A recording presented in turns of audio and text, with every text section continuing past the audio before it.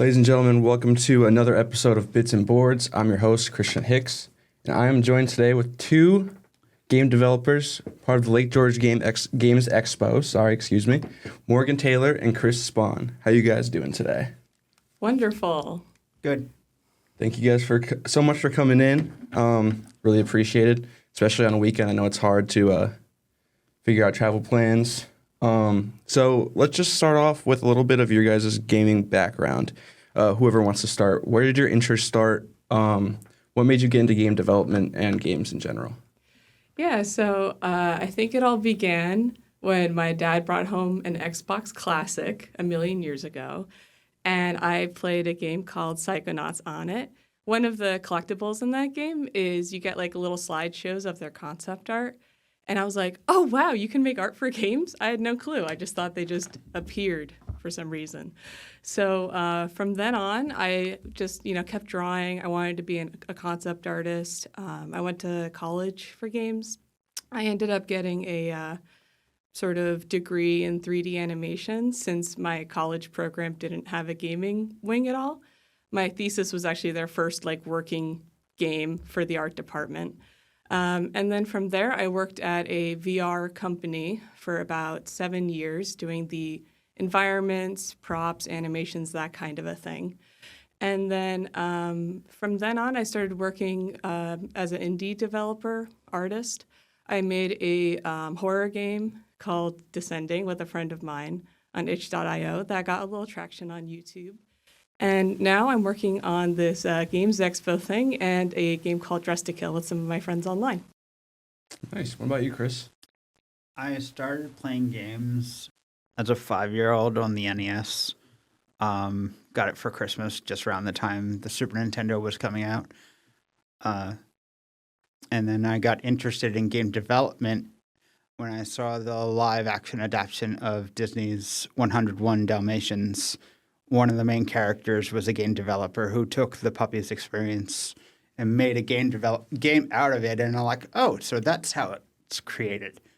And from then on, I just started creating my own ideas on paper and adapting other games into my own ideas, like giving Monopoly tokens, character classes, and such.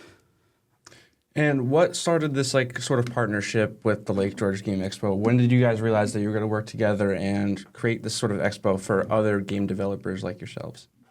So I live in the village of Lake George, and I was on a call where TVGS, Tech Valley Game Space, organization based up here, was talking about how, they might not be doing another Games Expo in the coming years just because they didn't have the resources for it. And I was like, you guys should do a Games Expo up in Lake George. It's an awesome area. We have so much infrastructure for conventions, and there's sort of methods of support through the town and village that you can go through for new events.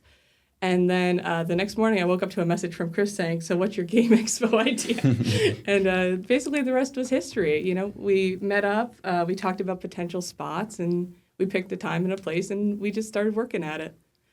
It's been awesome working with Chris because he knows the gaming community so much better than I do, and he's so experienced with different conventions. He's helped organize one upstate, so it's been awesome to have his help. And Chris, how helpful is that connection to the gaming community in terms of kind of planning these events and getting people to show up and support your company? Very much so. There's a lot of passion to not only create games, but to help each other out in the local game development community and lots of game development communities around the nation that I've made connections with over the last 10 years. A lot of people poured support into the previous events that I helped organize, such as One Upstate. We couldn't get a lot of sponsorship. So we happened to be looking for alternative ideas when Morgan mentioned bringing up Lake George, which is what sparked my interest and be like, oh, yes, let me type right away before I forget about it or I get busy with another idea. Okay, and so let's dive into the actual aspects of the expo. What are some of the more popular like parts of it, and like what kind of video game enjoyers or game developers attend these events? So our Winter Expo was sort of a smaller pop-up event. It was just to gauge interest in the local community. So all we offered at that event was just to come and try some board games, video games, and to meet some of the local nonprofits in the area. I think the best part of that expo was getting to see the developers and the people who love games interact. There's a real magic when you sit down and you talk to someone about something they made, especially if, maybe you've played video games all your life, but you've never met someone who makes video games. So I think that was like the best part of our Winter Expo. We had a ton of different people, though. We had college students and graduates. We had just general gaming enthusiasts. We had parents with kids. It was a great mix. We had someone who showed up with their resumes to hand out because they were hoping it's a place they can apply for jobs. Oh, wow. So Yeah. they kind of thought it was like a job expo type of thing. They were networking, though, which is still That's good. No, valuable. it's a good. Yes. Yeah, that's really important in pretty much any field. And since it's smaller scale, a lot of the people who came to play test the games, whether they were tabletop games or video games, they had more time to actually play the game since you don't have a line of people behind you waiting to also play the game. And you don't have 50 other games that you're going to want to play, so you're not trying to ration out your time to each one.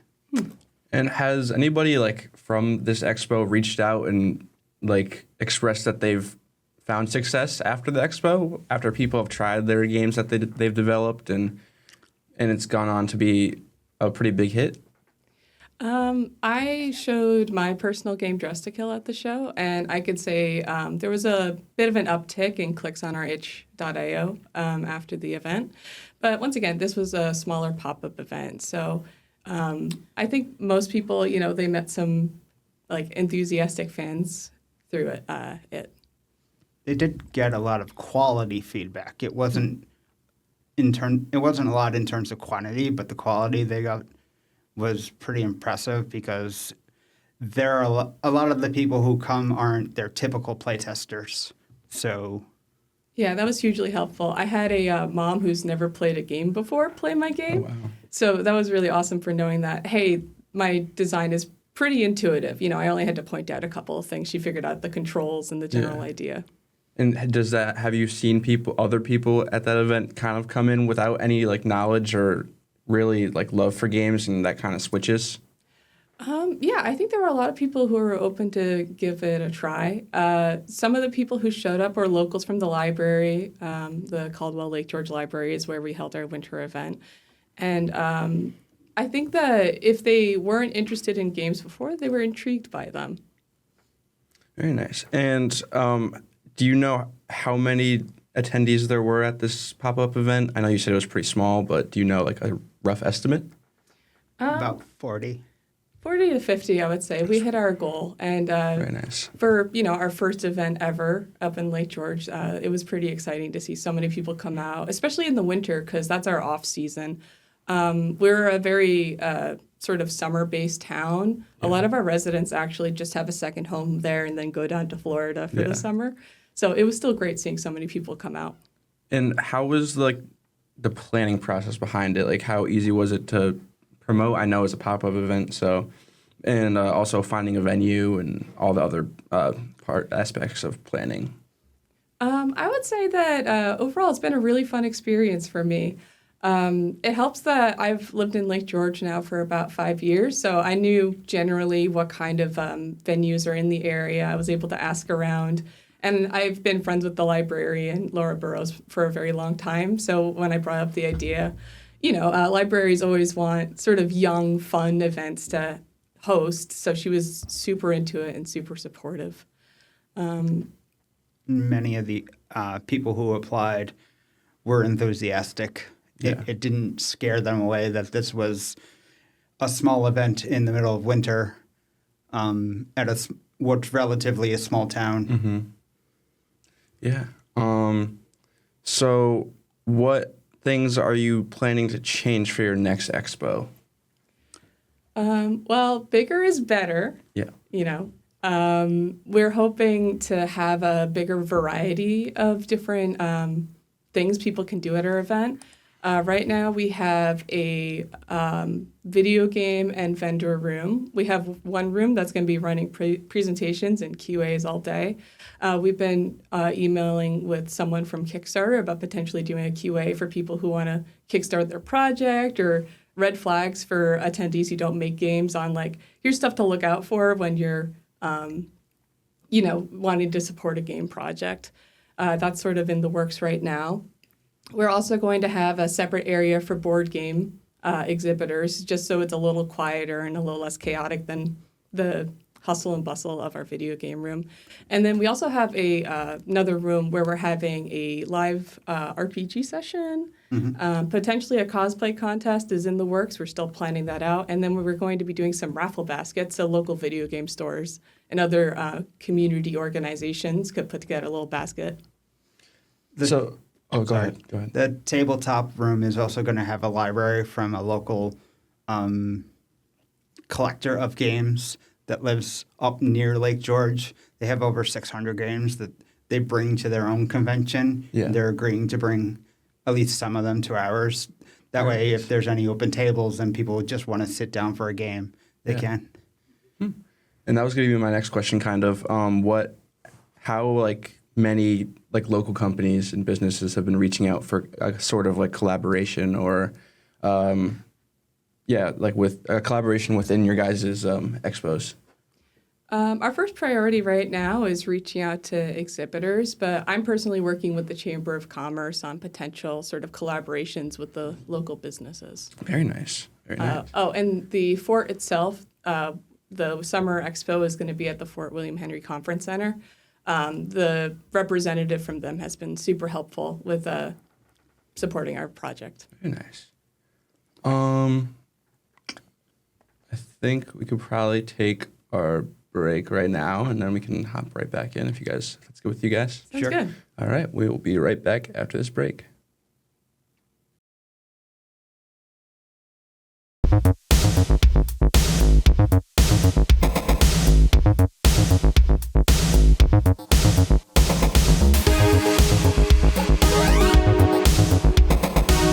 All right, welcome back. So my first question out of the break: do you guys ever plan to expand out of Lake George, or is it just going to be kind of a local thing for the rest of the years? So one of the coolest things about Lake George is that during our tourist season, so many people from all over the country and even outside of it come to visit. So we're kind of hoping that just by being where we are, we'll have a pretty diverse group of people stopping by to check out games. As far as having conventions outside of the area, I don't plan on doing that anytime soon. I'm hoping to eventually expand to other areas. Similar to how the experience of running around upstate is helping inform the Lake George Games Expos, I'm hoping to take my experience with this and maybe organize a convention in central New York, over in Syracuse or Utica area, maybe set some stuff up in New Jersey, based on wherever I can get local support, since there's no way I'm going to be able to do this solo. Yeah, very nice. I'm also hoping that this event inspires other people to hold their own gaming events within Lake George, and they can just contact us for advice, resources, and whatever else. And we're already going to have the infrastructure at that point to just help in whatever way we can. Yeah, I took a look at your guys' website, but I didn't find a specific point of contact. Did you guys have a sort of form you could fill out for community resource? Yeah, all of our forms for exhibitors who are interested, volunteers, other inquiries are under the Get Involved tab. Okay, perfect. And how important is it to expand the love for video games around not only the Lake George area but everywhere, to be able to keep this hobby kind of flourishing? It's pretty important. Any game developer is going to constantly need a new supply of customers, just because old customers disappear for various reasons. Yeah, for me, this is an art form, and I love it so much. It's like one of my favorite things in the world is like finding a video game that like, you interact with it. Not many forms of media have that sort of direct interaction between the person making the art and person experiencing the art. And I think that a lot of people, are just assume that games can't be their thing or that games are one thing. And I hope that this event gives them a chance to pop their head in and discover what games can be, which is everything. Yeah, I didn't really. I was looking through all the pictures and stuff, and my understanding of games is a lot different than some other people's understanding of games. So the the being able to get out and understand the whole art concept as a whole is really important. Do you guys do anything related to like trading cards or tabletop, all that stuff, or is it just like board games, video games? We had one card game at our winter event. We're planning on accepting tabletop and card games too. A member of the Schenectady Wargamers Association is going to come up and do a live role-playing session. I don't know which system or franchise they're planning on using, but in the past they've done Call of Cthulhu, and basically the guy, what's known as DMing, or basically narrating what's going on with the story, and the other players involved sit on the stage with them, and they do the playing the game for an hour and a half, while people join them in the audience to cheer them on or boo them when they make mistakes and stuff like that. Like a mini theater performance almost. Oh, wow. Like an improv theater in a way. So is it like I know you said DMing. I know that from like Dungeons and Dragons type of game, like board game type. Okay. Yeah, exactly. Very nice. Let's see. So can you just expand a little bit more on your hopes for the summer expo? Like what? Like obviously you said bigger is better. How big were you expecting it to be? Our guess and hopes right now are that at least 200 attendees show up, but we would always love to have more people stop by. As someone who's been both the organizer and exhibitor, it's exciting when you have a little line of people coming to check out your game. If Morgan gets in trouble with the fire department, I'll be happy. I'm friends with the people in the fire department. Johnny, don't get me in trouble, please. But we're hoping a lot of people will show up. So and, I think definitely the tourism in Lake George over the summer will be a very beneficial factor for that. Yeah, a huge thing is that our event is indoors. So if we have a bunch of tourists in town and it rains, then we're one thing they can do no matter what the weather's doing, or even if they just get too hot and they want to stop inside. If it's too sunny, you can stop inside, get in the nice AC. Anything else you guys want to add? Any points that I haven't made this far? Have you been showing the pictures we sent? I have, yeah. There's a slideshow going right now. Do you have any questions on those specifically? Let me pull them up. So, can you tell me a little bit more about your game, Morgan, that you developed? Oh, sure. So Dress to Kill is a project I've been working on with a couple of friends since 2023, I think. It's based on it's inspired by a game called Slay the Spire. It's sort of a card builder roguelike game where you're fighting your way through enemies. The general idea is that it's also a dress-up game. So, the outfit makes the man. Your outfit changes sort of what moves and mechanics you get to play with throughout the game. Very nice. And what other genre of games did you guys see in your expo? We had some 2D platformers. There was a pretty good diversity, I'd say. Yeah, one of the people who came up, guy named Richard, who is down here in Albany. He owns a company called Angry Hammer Games, and he had 10 games of different varieties, 5 of them educational, 5 of them action-oriented, and he just let people choose which one of them you want to try. And if you wanted a copy of it, you just needed to pass along your email to him. And CJ from Polyhedron Productions, or it's Productions, right?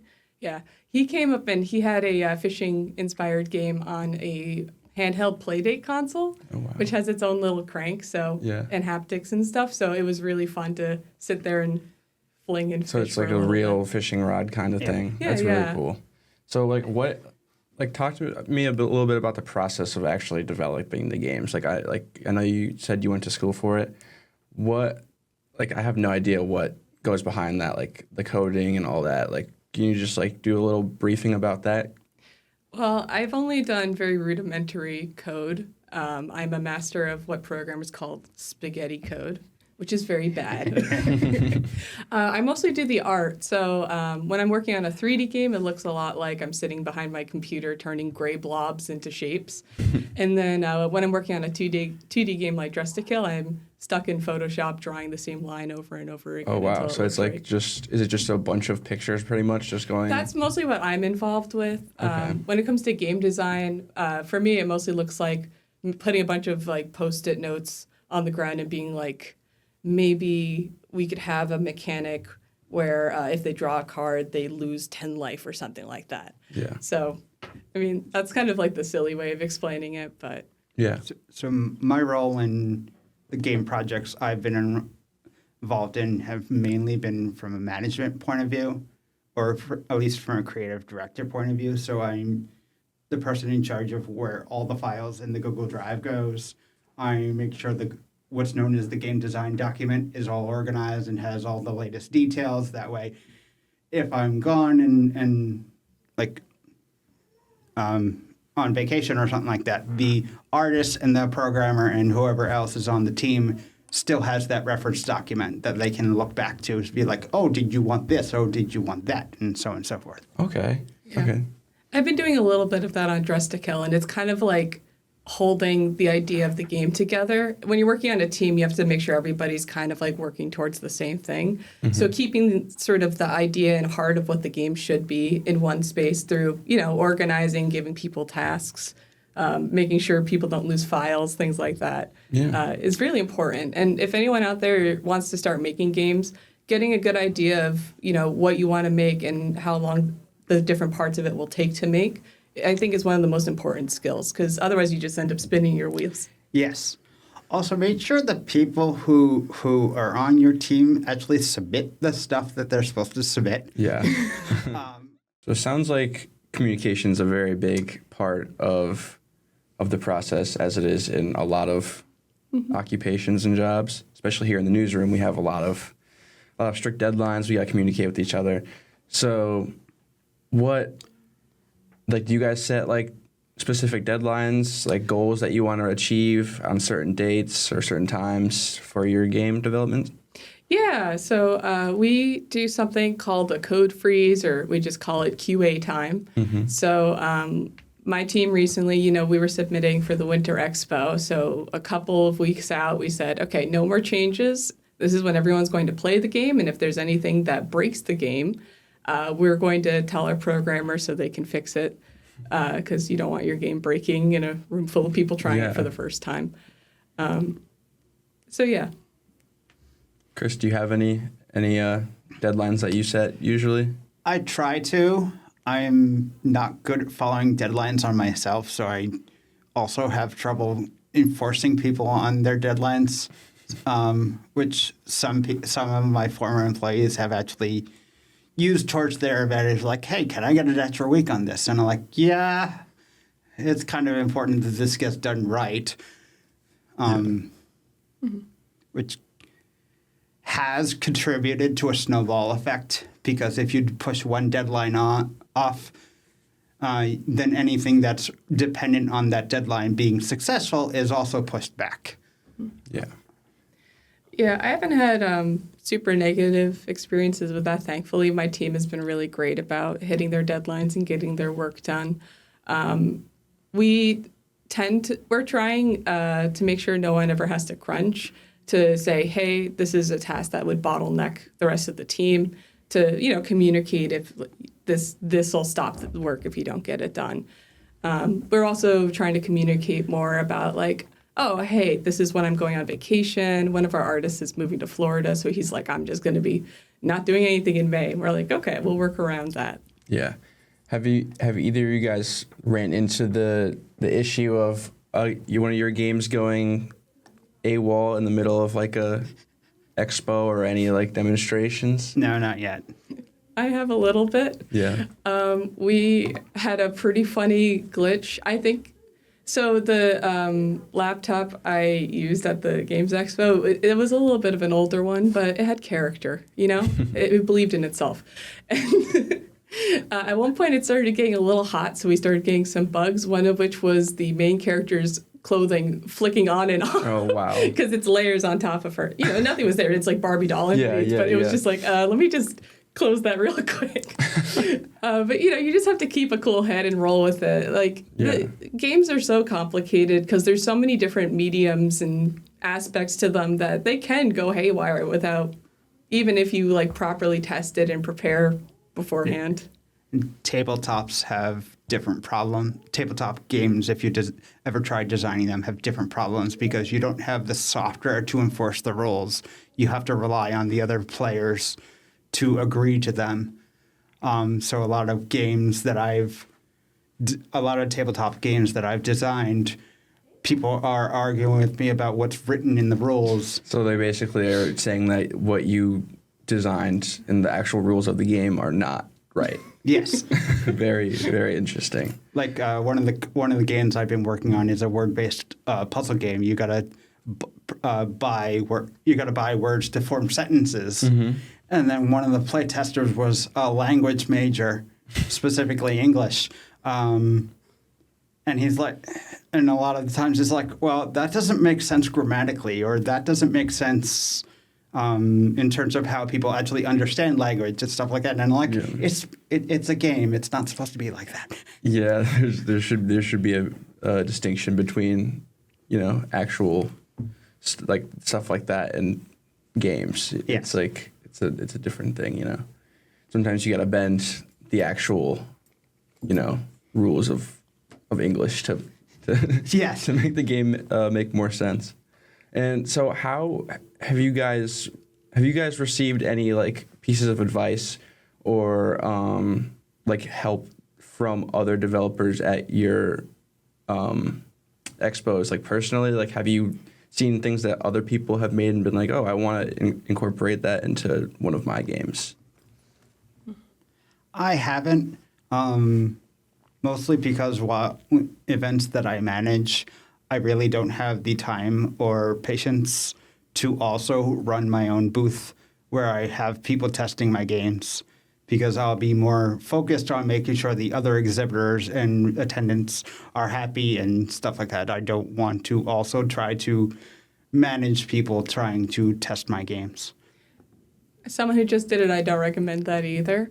I think something I really took away from sort of our other exhibitors at the Winter Expo was having a couple of different methods of playing the game. You know, I had my one asthmatic laptop, and then I thought it was really cool that you know, the Troy Story Games team had it on the Valve handheld console. That was awesome because, you know, people could lean back and play Messenger Mouse on their screen.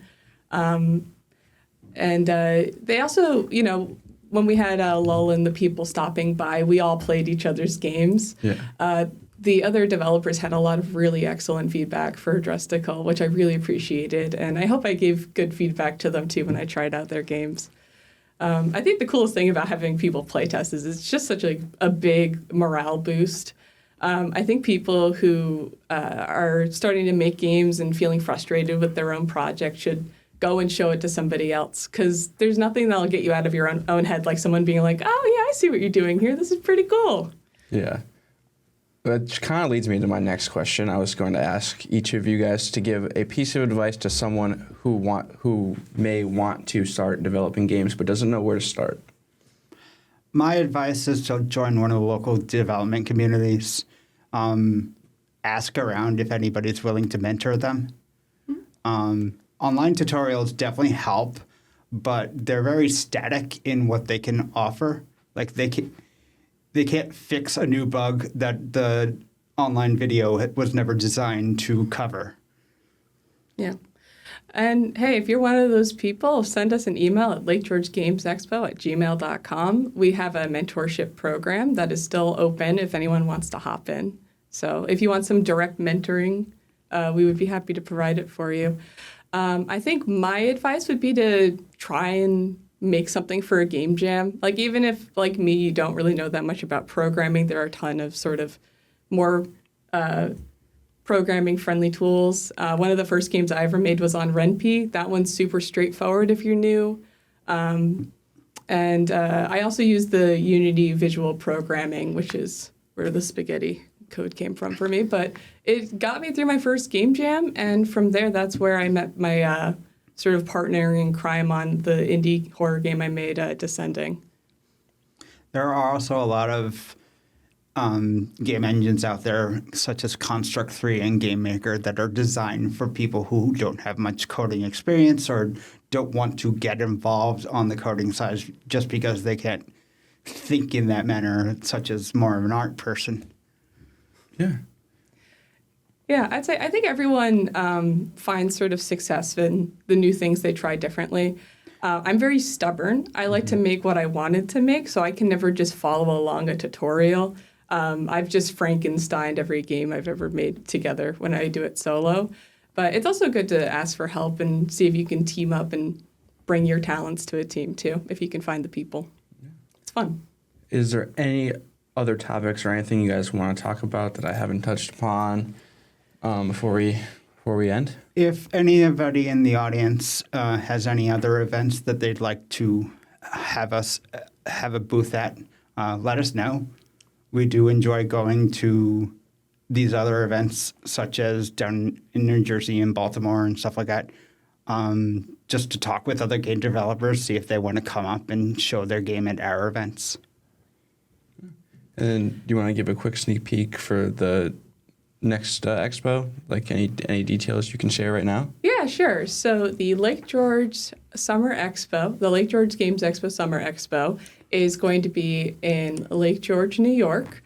It's going to be at the Fort William Henry Conference Center at 48 Canada Street. It's the little building in the front towards the street, not the huge one in the back towards the lake. It's going to be from 10 a.m. to 6 p.m. We have a ton of different stuff there. Video game exhibitors, board game exhibitors, card game, tabletop. We're going to have like various shows. We're going to have presentations. And honestly, it's just going to be a blast. Like, Yes. I think we're going to have a great time, and we would really love you guys to come out and check it out what we're doing. Not that we don't want a lot of people showing up, but if no one does, we're going to have fun anyway. Yeah. Yeah. If they miss out, that's their problem. People sure. are going to show up. I mean, don't be the person who misses out, because this is the first huge games expo in Lake George. It's going to be pretty cool. Yeah. Do you guys do a lot of like playing card games as well, or is it just kind of more like? 'Cause- Yeah, we are actually currently accepting applications for exhibitors. So if you're working on a game right now and you'd like to show it off at the Summer Expo, send it in. Our website is lakegeorgegamesexpo.com. If you clicked on the Get Involved tab, there's an exhibitor form. Fill out your stuff and let us know what you're making, and we'll let you know. Yeah. Maybe I might have to stop by. Me and my buddies made a playing card game back in college, so maybe we can go. Yeah, we would love to show have it you, out. man. Yeah, that'd be really cool. Did you use a standard deck of cards, or did you make your own cards? So we started off with a standard deck of cards. We kind of just got bored one day of playing. Okay. We used to just play like poker or just all those standard games. Yeah. Like BS and all that. And then we decided, why not make our own game? And we kind of just made rules up as we went, and eventually got to a pretty decent structure. And my buddy who like originally started it, for his birthday, we made him like a custom deck of cards Oh, nice. for the game. So it was pretty cool. So yeah, I'll definitely have to stop by and maybe show it off a little bit. Sounds good. All right. Is that it? Anything else you guys want to share? I guess just our general contact info if you want a like soundbite of it or whatever. Yeah, sure. But so our website is lakegeorgegamesexpo.com. You can also send us emails at lakegeorgegamesexpo@gmail.com. As well as exhibitors, we're also looking for volunteers, presenters, people who want to be in panels, and people who would be interested in either running or being in a cosplay contest. Shoot us an email. If you do sort of shows or anything of that nature that you think we'd be interested in, just send us an email too. Perfect. Sounds good. Chris, anything you want to add? If anybody is interested in getting a website hosted, let me know. My business is looking for new websites to host, griffguba.net. Thank you. All right. And if you'd like to play Dress to Kill, a build is on itch.io. If you just have to type in Dress to Kill and look for the lady looking at her phone. All right. Anything else you want to plug, Chris? That's it. All right. Thank you guys so much for joining, and we'll see you guys on the next episode of Bits and Boards. Thank you guys.